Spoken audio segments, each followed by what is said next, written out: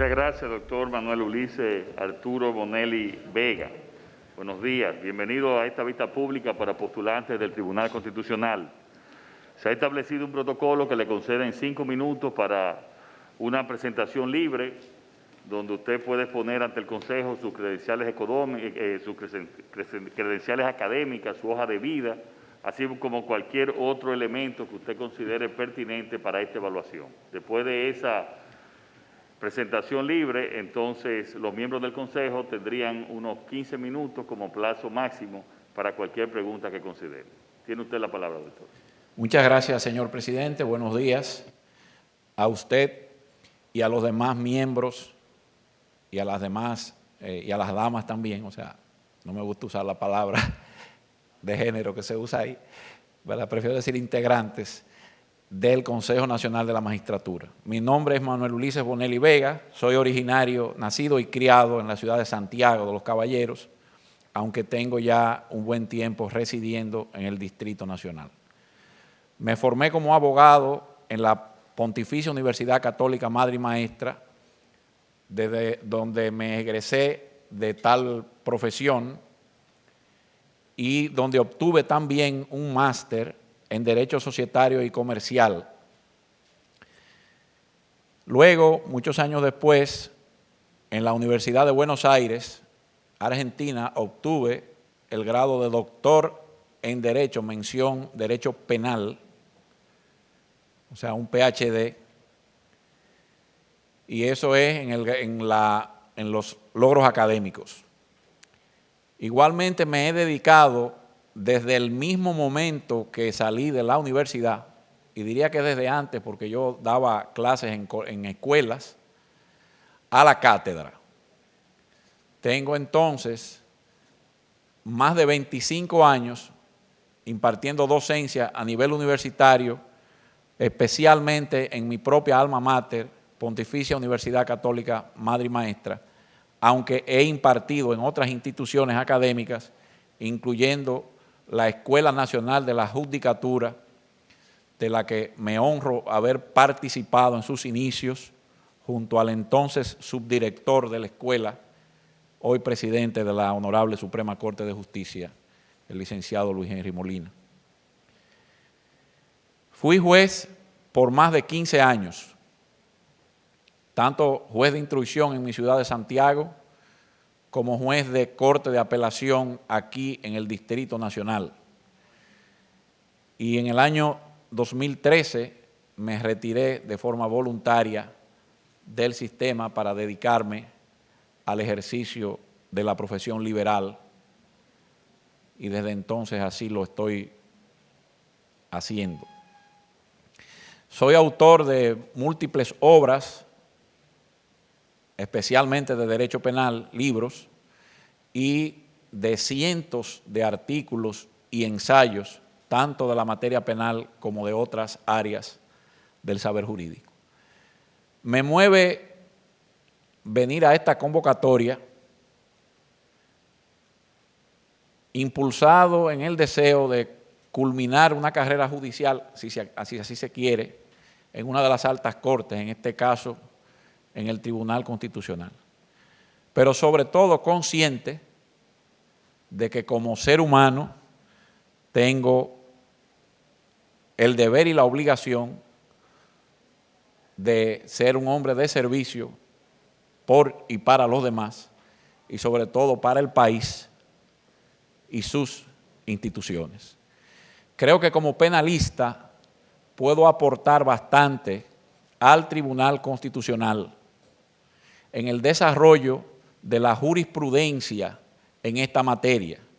Entiendo que en el área procesal el tribunal, si bien ha podido rendir algunas decisiones, entiendo que ha sido un tanto tímido en la producción de jurisprudencia en materia de derecho procesal penal y sobre todo del debido proceso en esta rama.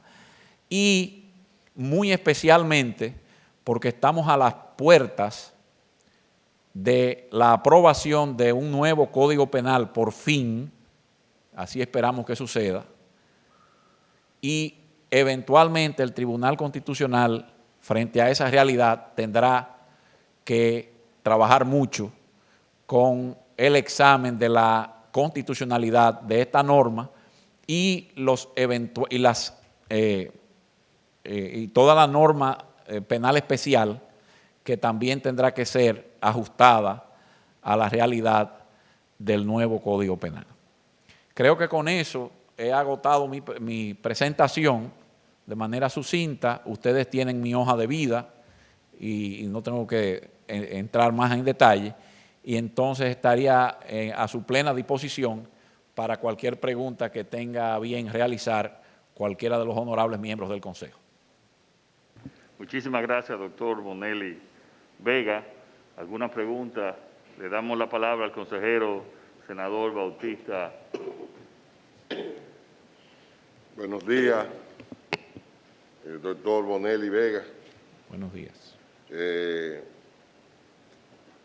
Dentro de las atribuciones del Tribunal Constitucional está la de intervenir entre competencia de poderes a solicitud de uno de los titulares de esos poderes. Yo le pregunto, a propósito del Congreso Nacional, ¿tiene el Tribunal Constitucional capacidad de ordenar al Congreso que se reúna y que legisle como tal? Bueno, usted ha empezado hablando de la capacidad del Tribunal Constitucional o de la competencia del Tribunal Constitucional de dirimir conflictos entre poderes del Estado. En el ejemplo propuesto de ordenarle al Congreso que legisle, pues no vislumbro yo ningún conflicto, como sí habría, por ejemplo, en el caso donde el Poder Ejecutivo dicta un decreto y el Poder Legislativo entienda que el Poder Ejecutivo ha excedido su competencia, porque es un tema que debe ser por ley, y entonces ahí pudiera haber el conflicto y el Tribunal Constitucional interpretar en su justa dimensión. Pero no creo que el tribunal tenga la capacidad tampoco de ordenarle al Congreso que dicte una ley en tal o cual sentido. Lo que sí puede hacer el Tribunal Constitucional en ocasión de un recurso, por ejemplo, de control concentrado de inconstitucionalidad de una norma, es rendir un fallo, como lo ha hecho en ocasiones, sugiriéndole al Congreso que dicte una nueva ley, como hizo, por ejemplo, con la ley del Colegio de Abogados, que la declaró inconstitucional y le dio un plazo al al Congreso para que dictara una nueva ley, o una ley cualquiera donde haya un par de textos inconstitucionales. El Constitucional puede dar una sentencia exhortativa en el sentido de invitar al Congreso a que ajuste la norma a la realidad constitucional. Damos la palabra ahora al diputado Alfredo Pacheco. Buenos días, doctor. Buenos días. Aquí en su hoja de vida nosotros vemos que usted escribió un libro sobre la extinción de dominio. Así también tenemos entendido, porque este es un proyecto que, aunque el Congreso no lo ha aprobado, pero hemos estado en debates sobre la pertinencia o no del mismo. Y vemos que usted también ha participado en la redacción de ese importante proyecto de ley.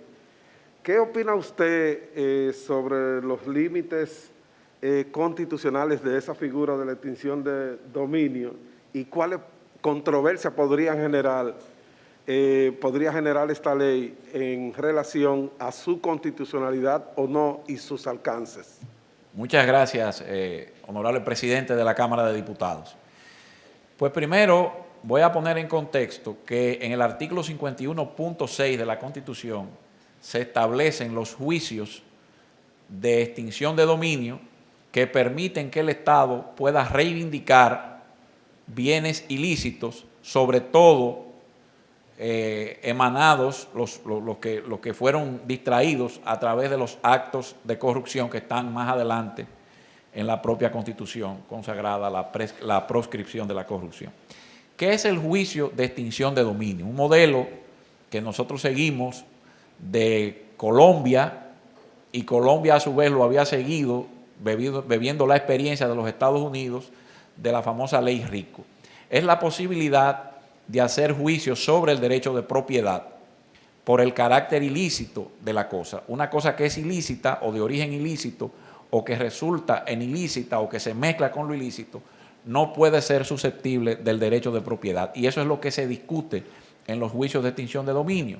Son juicios de naturaleza civil, no juicios de naturaleza penal, y donde no se juzga ninguna culpabilidad de una persona ni ninguna responsabilidad penal de la persona, sino la posibilidad de que ese bien sea objeto del derecho de propiedad. Y cuando se demuestre que no es posible, el Estado puede reivindicar en su favor esos bienes. Como bien decía usted, a mí me correspondió colaborar con el Congreso en la Cámara del Senado, que fue por donde se introdujo este proyecto de ley, en la redacción del mismo. Previo a eso, yo había trabajado mi tesis doctoral en la Universidad de Buenos Aires, donde mi propuesta fue establecer la extinción de dominio como mecanismo para combatir la criminalidad económica, entre los cuales están los casos de corrupción. Y me correspondió estudiar todas las normativas parecidas en los diferentes países donde este modelo de juicio existen. Obviamente que en esos países, ya con muchos años de experiencia en eso, se había, al momento de que nosotros colaboráramos con la redacción de la norma, se había pues discutido bastante los aspectos constitucionales de esta figura. Y así, por ejemplo, se discutía que en los juicios de este género no se le daba derecho, o sea, no estaba muy bien regulado el tema de la citación de las personas afectadas, y que muchas personas afectadas podían resultar, valga la redundancia, afectadas sin siquiera enterarse de lo que estaba aconteciendo. El proyecto de ley dominicano, tomando en cuenta esa experiencia, pues regula de manera eficiente el sistema de convocatoria, de manera que cualquier eventual afectado pues resulte enterado y pueda defender en el juicio. Así, por ejemplo, también el derecho al recurso. En muchos países, estos son decisiones que se dan en única instancia. En República Dominicana, siguiendo el mandato de la Constitución del derecho al recurso para todas las materias, también se ajustó a este principio. En fin, que se trató en el trabajo de redacción del proyecto de ley de evitar o salvar cualquier conflicto constitucional que ya se nos había adelantado por la experiencia extranjera. Entiendo que es un proyecto de ley, primero es un mandato que la Constitución le da al legislador de que haga el proyecto de ley porque crea los juicios de extinción de dominio, y segundo, que sería algo muy importante porque permite la recuperación fácil y efectiva de los bienes sin los avatares propios del proceso penal y sus características. Muchas gracias. Gracias a usted. Muchas gracias, doctor. Otra pregunta de los consejeros. Presidente del Senado, don Eduardo. Doctor Bonelli, usted como penalista, desde su punto de vista, ¿el derecho a la intimidad tiene límites? Bueno, claro, el derecho a la intimidad tiene sus límites, porque, por ejemplo, el orden público, usted no puede, en honor a la intimidad, hacer actos ilícitos, ¿verdad? Violar la ley. Y ahí entonces entra un límite al derecho a la intimidad. Lo otro, y por eso es que bajo orden judicial, un juez puede ordenar que se haga, por ejemplo, un allanamiento en la morada donde está la intimidad, y el juez controla esto y ordena un allanamiento cuando así procede. De manera que sí, no es absoluto el derecho a la intimidad, sino que tiene sus límites. Muchas gracias. El consejero diputado Víctor Fadul. Gracias, señor presidente. Buenos días. Buenos días, diputado. ¿Hasta qué punto las sentencias interpretativas del Tribunal Constitucional reflejan un activismo judicial que afecta la separación de poderes y el papel del Congreso Nacional en el sistema democrático? Bueno, yo entiendo que real y efectivamente no hay una injerencia, porque es facultad dada por la propia Constitución al Tribunal Constitucional de dar sentencias donde controle el carácter constitucional de los actos emanados de todos los poderes del Estado, incluyendo del Congreso Nacional.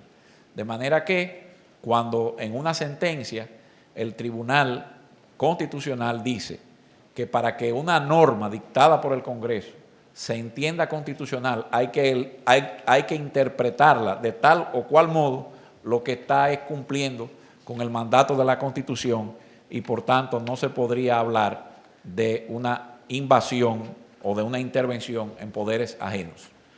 Don Manuel, Sí. y en vista de su labor como socio del bufete jurídico Fernández y Fernández y sus vínculos personales con esa familia, ¿su posible elección no afectaría la independencia política que se pretende tengan las altas cortes? Mire, diputado, en primer lugar debo hacerle una corrección porque usted ha empleado el término socio. Y el término socio en nuestro país tiene una acepción legal que no se caracteriza en este caso. En el caso de mi alumno, Omar Fernández, fue mi alumno en 5 asignaturas en la Universidad Católica de Madre Maestra, y en esa razón, o por esa razón, le he dado asesorías a él y a su oficina, como se la he dado a muchas otras también. Le puedo citar, por ejemplo, que he sido asesor y soy asesor de la oficina del senador Pedro Catrén, que tiene su oficina de abogados. Soy asesor de esa oficina. Soy asesor de la oficina del doctor Tony Delgado. Soy asesor de la oficina Guzmán Ariza. Soy asesor y he sido asesor de la oficina de Eric Raful, ¿verdad? Y he sido abogado, por ejemplo, en mi ejercicio profesional, del ingeniero Radamés Segura, que es miembro del comité político del PLD, y también soy amigo personal del licenciado José Ramón Fadul Monchi, de Santiago, una amplia vinculación de mi familia con la familia Fadul de amistad. Ninguna de esas condiciones me hacen a mí, me afectan en mi condición de juez. Ahí estuve yo 15 años de ejercicio judicial que lo revelan. Lo conoce todo el mundo, a mí me conoce aquí todo el mundo en el país y sabe que eso nunca torció mi condición de juez, la calidad de amigo. Que le agradezco a los amigos que nunca fueron a pedirme que lo torciera. Me refiero a eso y vuelvo a poner como ejemplo la figura del licenciado Fadul, que fue gobernador en Santiago, siendo yo, que fue alto funcionario, siendo yo juez en Santiago. Incluso una vez, diputado, por su juventud se lo digo, estuvo en mi juzgado de instrucción un asistente del licenciado Fadul, y el licenciado Fadul respetó esa amistad, nunca fue a hablarme, ni en uno u otro sentido, como le agradezco a todos los amigos que así lo hicieron. Muchas gracias, don Manuel. Le hice la pregunta es porque en su ponencia usted dijo que de llegar que usted quiere culminar su carrera judicial en una alta corte para servirle al país. Mi pregunta fue en base a esa parte que usted pues postuló en el día de hoy para saber qué es realmente, cuál es la posición que usted tiene, porque entiendo que debe ser en base a los criterios, sobre todo, que también la sociedad pretende que se elijan los jueces de la Alta Corte. Muchísimas gracias. No hay ningún inconveniente, diputado. Mis respuestas se han enmarcado en el marco de su pregunta. Muchas gracias. ¿No tiene, si quiere agregar algo, doctor? No, nada. Bueno, muchas gracias, doctor, por su participación. Bueno, muchas gracias, presidente, y demás miembros.